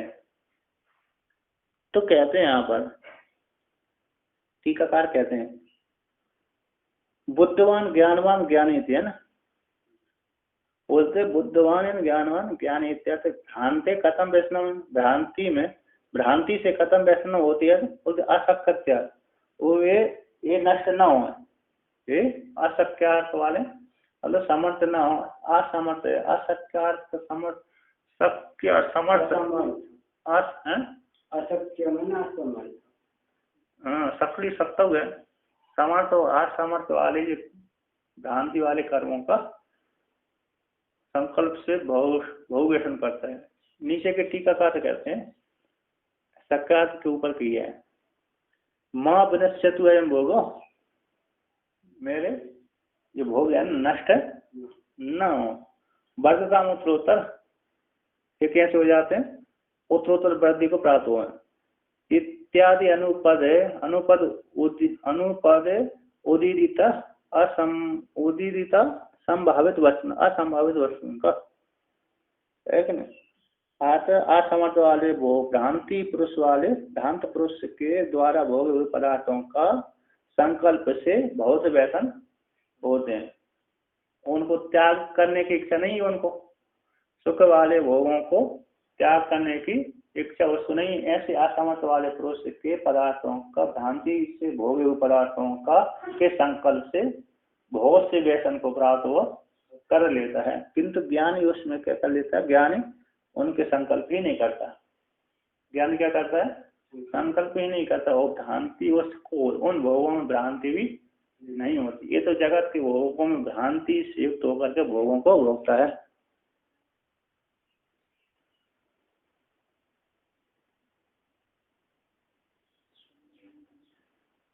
यहाँ से क्या है, बुद्धम विचारित तत्तमस्यादि महावाक्य जन विचार ब्रह्म विषय कृतम अद्वैत ब्रह्मात्म एकम द्वैत मिथ्यात्व पूर्वक अनुसंधीय मानत्वेन अस्ति सर्वदा अस्ति तथा इति भाव। और जो बुद्ध है ना, विचार तत्वमस्यादि महावाक्य से जन चरम ब्रह्मा को विषय करता हुआ जो अद्वैत ब्रह्मात्म के एक है ना, ब्रह्मात्म एक की प्राप्ति हो जाती है। और कहते हैं द्वैत मिथ्या पूर्वकत्व, द्वैत कैसे मिथ्या पूर्वक अनुसंधान मान होने से अस्थि सर्वदा उसकी हमेशा कैसा रहता, हमेशा वो ज्ञान से उसको कभी भ्रांति नहीं होती। ऐसा जो बुद्धवान है उसको व्यसनों से भोगों में व्यसन की प्राप्ति नहीं होती। तो आगे कहती हैं, तो कहते हैं यहाँ पर विवेकी ना है ना, विवेकी ना तद अभावम दर्शते। विवेकी पुरुष के उसमें विवेकी जो पुरुष होता है, विवेकी पुरुष में अभाव को दिखलाते हैं। ये तो उससे भ्रांत वाला पुरुष है ना, असमर्थ वाले पुरुष, भ्रांत पुरुष के संकल्प से बहुत हो जाते हैं वैसा, समर्थ नहीं है उसको, उन भोगों को त्याग करने की इच्छा ही नहीं देती। सुख वाले भोगों को त्याग करने की इच्छा नहीं, किंतु दुख वाले भोगों की त्याग करने की इच्छा उसको रहती है। सुख तो ऐसे चाहते कि मेरे हमेशा सुख वृद्धि को प्राप्त होते रहे, हमेशा बढ़ते रहे। अज्ञानी व्यक्ति कहता है कि मेरे को सुख हमेशा मिलते रहे, और ज्ञानी कहता है कि मेरे सुख की कोई जरूरत नहीं है, चाहे सुख हो चाहे दुख हो। तो कहते हैं अब जो विवेकी पुरुष के तद अभाव को, तद व्यसन के अभाव को दिखलाते हैं। कहते हैं मायामयत्वं भोगस्य उत्वास्तामुपसंहरन्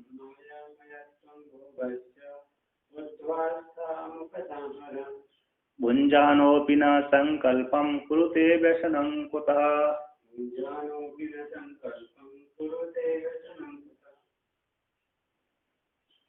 अच्छा हाँ, तो ये पीछे का आप ठीक लग रहा है, पीछे का तो बोलते असत्यार्थ से भ्रांत से संकल्पात भऊ व्यसनम। जो असमर्थ पुरुष है ना, भ्रांति से युक्त होकर के भोगों को भोगता है, भ्रांति से युक्त होकर के भोगों को भोगने वाले ऐसे पुरुष, असत्यार्थ वाले ऐसे पुरुष के संकल्प से, ऐसे पुरुष के संकल्प से जो व्यसन भऊ हो जाते हैं, बहुत विविधा को देने वाले हो जाते हैं। क्योंकि वो हमेशा कहता है कि मेरे सुख वाले भोग हमेशा बने ही रहें। तो ज्ञानी कहता है कि माया मयत्तम भोगस्य, ये भोग कैसे माया मत है, माया मयत्तम भोगस्य बुद्धवा, भोगों को मायामयत रूप से जान करके आस्ताम उपसंहरण, उन भोगों की में जो आस्था बैठी हुई थी उसको उसके कर देता है, उपसंग कर देता है। भुंजानो भी ना, भोगों को भोग करता हुआ भी ना संकल्पम कुरुते, संकल्प वो नहीं करता, इसलिए व्यसन कहाँ से होगा उसको, है कि नहीं। मदालसा अपने पुत्र से कहती है संकल्पम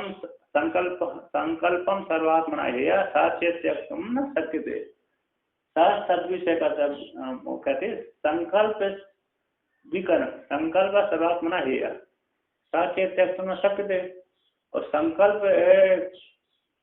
सद्विकर्तव्यम, संकल्पाद है जायते, संकल्पाद है परमार्थ जायते कल्याणो भवति, ऐसे श्लोक है क्या।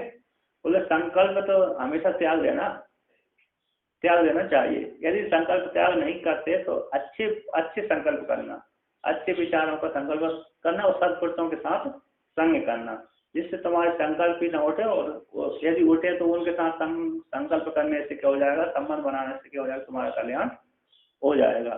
तो ज्ञानी क्या करता है, उन भोगों को भोग करके संकल्प नहीं करता, किंतु अज्ञानी उन भोगों को भोग करके संकल्प करता है कि मेरी हमेशा उत्तरोत्तर वृद्धि होती रहे।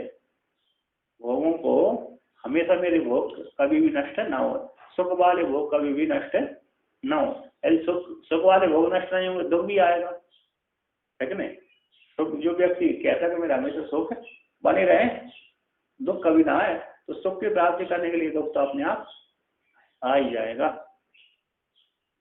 तो कहते हैं ननु मायामयत्व बोधे सत्ति अपि भोगस्य तदानीन्तन सुख हेतुत्वात् कुतः आस्था वो संगार इति आशंका। कहते मायामत्व बोध हो जाने पर भी, भोगों में भोग का मायामत्व रूप से ज्ञान हो जाने पर भी तदानीन्तन उस काल में है सुख के हेतु होने से, उस काल में भी सुख के हेतु होने से कुतः आस्था उपसंगारा, उस काल में कैसे उनमें आस्था का उपसंगार हो जाएगा। हमें जाने कि ये भोग मिथ्या है, फिर भी है वो कैसे है मिथ्या है। मिथ्या होने पर भी उस काल में सुख के हेतु है, जिस काल में हम भोग सुख का भोग भोग रहे हैं।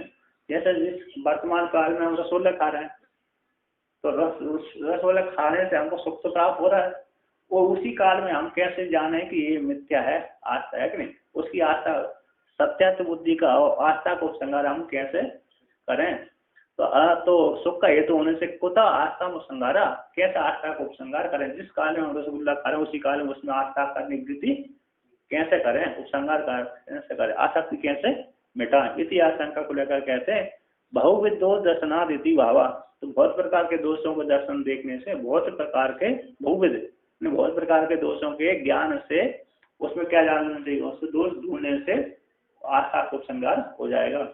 व्यक्ति जब तक दोष भोगों में दोष नहीं देगा, दोष दृष्टि नहीं करेगा, तब तक उसको वैराग्य नहीं होगा। यदि व्यक्ति ने भोगों में दोष दृष्टि देख ली तभी वैराग्य उसको होता है, और राग हो गया तो वैराग्य नहीं होगा। तो कहते हैं स्वप्नेन्द्र जाल सदृशम अचिंत्य रचनात्मकम दृष्ट नष्टम जगत पश्यन् कथम तत्रानुरज्यति रज्यति।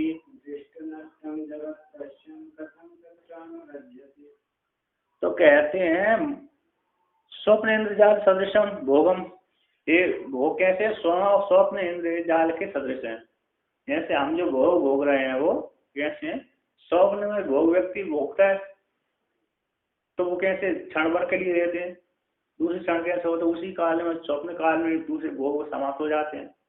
तो हम एक काल में एक स्वप्न देख रहे हैं, उसी काल में दूसरा स्वप्न चालू होगा, पहले वाला भोग समाप्त हो जाता है, दूसरा वाला चालू हो जाता है। और दूसरी काल में उस काल में भोग हो रहा है, उसी काल में तीसरा वृत्ति बनी तो तीसरा भोग होने लगे। तो कहते हैं जैसे एम जाले व्यक्ति है, जाले उसने सारे भोग भुखा दिए, दिखला दिए, और थोड़ी देर बाद उसने मंत्र का प्रभाव हटा दिया तो भोग ही समाप्त हो गए। कैसे हो गए, भोग समाप्त हो गए। अभी बताया 5 मिनट बताया, 5 मिनट के बाद मंत्र का प्रयोग समाप्त कर दिया उसने, तो मंत्र का प्रयोग समाप्त करते वो भोग ही नहीं, गुरु को ही नहीं दिखता। तो कहते हैं स्वप्न इंद्रजाल सदृशम अचिंत रचनात्मकम, स्वप्न इंद्रजाल के समान और अचिंत रचनात्मक जो भोग है, ऐसे माया के द्वारा अचिंत अकट घटना पटे सी माया, तो अचिंत जिसका कोई चित्र नहीं कर सकते। रचना बोलते अचिंत चिंत रचनात्मक, चिंत रचनात्मक तो मतलब जिनका चिंतन कर सकते हैं, ठीक है, किंतु अचिंत रचनात्मक को मतलब जिसका कोई ठीक से वर्णन नहीं कर सकते। आज की कल नहीं है, आज हमने उसका रूप का वर्णन किया, कल वो नष्ट ही हो गया, तो वर्णन कैसे कर सकते हैं। अब कल नष्ट नहीं हुआ कि दूसरी प्रकार से दिखने लगा वो रूप, दूसरे प्रकार से। कहते हैं एक व्यक्ति गांव से कहाँ गया, अपने दूसरे एक गांव से दूसरे गांव में गया, मेहमानी हो गया तो कहीं भी गया। तो पहले व्यक्ति पैदल चलते थे, तो बरसात के समय जा रहा था, बरसात से पहले चलते चलते उसको रास्ते में कुमार का घर मिला, कुमार का घर मिला। तो कुमार वहां पर अरे घड़े बना रहा था, तो खूब घड़े रखे थे, कुछ मिट्टी रखी थी और कुछ घड़े रखे थे कच्चे। फिर गया, जाते वक्त घड़ों को देखे गया, जाते वक्त घड़ों को देख गया। उसी रात को बारिश हो गई, उसी रात को बारिश हो गई, तो दूसरे दिन लौट के आया वो, तो उसी कुमार से पूछ आप कर देखा, तो मिट्टी की बारिश के कारण सारे घड़े कैसे हो गए, कूट गए, मिट्टी बन गए। तो उसने कहा कि मैं एक दिन पहले गया था, 1 दिन 2 दिन पहले, तब मैंने यहाँ पर बहुत घड़े देखे थे, वो घड़े कहाँ गए? उसने कहा जो घड़े आपने देखे थे वो यही तो है, यही तो है। कहाँ? ये यहाँ तो कुछ नहीं दिख रहा है कि जो मिट्टी थे, क्या पहले गए तब मिट्टी थी? तुम नहीं थे, उससे पहले भी मिट्टी थे, फिर तुमने देखे तब से घड़े, सारी मिट्टी कैसे हुए थे? घड़े बन गए थे। जब तुम उधर चले गए बारिश हो गई, तो बारिश होने के कारण सारे घड़े कैसे हो गए? मिट्टी ही बन गए पुनः, ठीक है ना? तो पहले मिट्टी थी, फिर घड़े बन गए, फिर पुनः मिट्टी बन गई। तो इनको वर्णन नहीं करते, अचिंत रचनात्मक जो हो गए वो, इनका ठीक से वर्णन हम नहीं कर सकते। तो दृष्ट नष्टम, देखे पहले कैसे हो जाते हैं, देख लिया फिर कुछ काल में नष्ट हो जाते हैं। ऐसा जगत पश्चन, इस प्रकार से जगत को देखता हुआ, कथम तत्र अनुरजित, उस जगत में कैसे व्यक्ति अनुरक्त होगा। तो आगे कहते हैं यहाँ पर, ननु उक्त स्वप्न इंद्रजाल सदृशादि सादृश्यादि ज्ञाने सति आसक्ति भाव न भवे तदेव कुतो जायता इति आशंका तज्जन्म उपाय महा। पूर्व पक्षी कह रहा है, ननु उक्त स्वप्न इंद्रजाल सादृश्य आदि ज्ञान हो जाने पर, स्वप्न के पदार्थ इस काल में देखे, दूसरे काल में दूसरे प्रकार के पदार्थ, और जागते ही कैसे हो जाते हैं? मिथ्या हो जाते हैं। और इंद्रजालिक तो उसी काल में मिथ्या हो जाता है। इंद्रजालिक के मायावी के द्वारा दिखलाए गए जो पदार्थ है वो तो उसी काल में मिथ्या हो जाता है, जिस काल में उसने मंत्र को हटाया। और स्वप्न के पदार्थ का मिथ्या हो जाता है जब व्यक्ति जग जाता है नहीं? क्योंकि स्वप्न इंद्रजाल के सादृश्य आदि ज्ञान के प्राप्ति हो जाने पर आसक्ति अभाव न होता है, आसक्ति का अभाव, आसक्ति भाव न भवेत, है ना? स्वप्न और इंद्रजाल के सादृश्य आदि ज्ञान, सादृश्य को लेकर के ऐसे ज्ञान की प्राप्ति हो जाने पर जो जगत के पदार्थों में जो आसक्ति का भाव था वो नहीं होता। तदेव, फिर नहीं होता तो फिर तदेव को तो जाएगा, फिर वो आसक्ति का भाव किससे उत्पन्न होता है? इसी आशंका को लेकर हैं तद जन्म का उपाय कहते हैं, उसके जन्म का उपाय वर्णन करते हैं कि पहले से उन्होंने राग बैठा हुआ था। तो कहते हैं स्वस्वप्न परोक्षेण दृष्ट्वा पश्यन् स्वजागरणम जागरम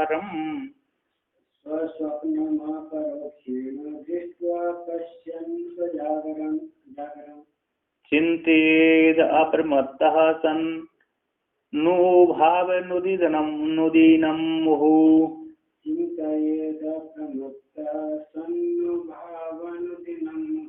कहते हैं स्व के स्वप्न को अप्रोक्ष रूप से जान करके, ऐसे व्यक्ति स्व के स्वप्न को अप्रोक्ष रूप से जानता है, उसी प्रकार से अपने जगत को भी, स्व जागरण को भी कैसे करे? अप्रोक्ष रूप से। जैसे व्यक्ति इस स्वप्न के पदार्थ को अप्रोक्ष रूप से जानता है और जागृत पदार्थों को भी अप्रोक्ष रूप से जानता है। तो स्व के स्वप्न को अप्रोक्ष रूप से देख करके, जान करके, और जागृत को भी देखता हुआ चिंतित, हमेशा क्या करता है? चिंतन करे। अप्रमत्ता सन, प्रमत्त न होकर के, प्रमत्त न होकर के, और प्रमत्त होकर के, अप्रमत्त होकर के चिंतन करे, सन चिंतन करता हुआ, अप्रमत्त होकर के, प्रमादी न बन करके चिंतन करे। तो अप्रमत्त होता हुआ वहु अनुदिनम हो, बार बार उन दोनों का चिंतन करे, क्योंकि इनकी चिंतन में नहीं, वो जानता है ये चिंतन नहीं करेगा पार कैसे? अरे प्रमाद पूर्वक चिंतन करेगा तो ठीक, उनके पदार्थ, स्वप्न के पदार्थों को, जागृत पदार्थ को नहीं जान पाएगा। स्वप्न के पदार्थ तो हमने प्रमाद से रहित होकर चिंतन किया कि जो मैंने देखे थे बहुत उसी काल नष्ट हो गए। स्वप्न के पदार्थ जिस काल में देखे थे वो जागृत अवस्था में नष्ट हो जाए, उसी प्रकार ये पदार्थ भी कैसे हो जाएंगे? नष्ट हो जाएंगे। जैसे स्वप्न उसी प्रकार जागृत है, तो स्वप्न जागृत दोनों नष्ट कहाँ हो जाते हैं? सुषुप्ति में जाकर नष्ट हो जाते हैं। स्वप्न को तो स्वप्न काल में तो नष्ट नहीं देता। स्वप्न जिस काल में हम देख रहे हैं उस काल में स्वप्न हमको ऐसा मालूम नहीं होता कि नष्ट होगा, है कि नहीं? और जागृत में जो देख रहे हैं इस काल में हमको ये मालूम नहीं होता। यहाँ तो ज्ञान हो जाता है, वेदांत पढ़ने से नष्ट हो जाएगा, किंतु जो इसको ज्ञान नहीं हुआ उसको ये नहीं होता कि ये नष्ट हो जाएंगे, तो उसको नहीं बदलते। किंतु सुसुप्ति में जाते ही दोनों नष्ट हो जाते हैं। कहते स्वप्न ज्ञान को अपरोक्ष जान करके और जागृत अवस्था को भी देखता हुआ चिंतन करते रहे, अप्रमत्त होकर के वो दोनों को, जागृत अवस्था को, स्वप्न अवस्था को, जागृत को स्वप्न अवस्था को, दोनों को बार बार चिंतन करने से उसको क्या हो जाता है, ज्ञान हो जाता है। तो कहते हैं इस श्लोक दो श्लोक के द्वारा स्वकीय स्वप्न अपरोक्ष कराया, स्वकीय स्वप्न को अपरोक्ष दे करके और स्वकीय जागरण को अनुभव करके स्वप्न जागरण दोनों को भी अप्रमत्ता प्रमाद से रहित होकर के, प्रमाद से रहित होता हुआ वो चिंतित बार बार चिंतन कर स्वप्न तुल्य दोनों अयम जागृत, स्वप्न तुल्य, ये स्वप्न तुल्य कैसे है, जागृत अवस्था ही है ना। स्वप्न और जागृत कैसे, दोनों जागृत ये और दोनों कैसे मिथ्या होने वाले हैं, स्वप्न के पदार्थ मिथ्या हैं, उसी पर जागृत अवस्था, जागृत के पदार्थ भी मिथ्या है। या स्वप्न में हमको आसक्ति नहीं होती, जागृत पदार्थों में आसक्ति नहीं होनी चाहिए, इस प्रकार से चिंतन करना। ओम पूर्णमदः पूर्णमिदं पूर्णात्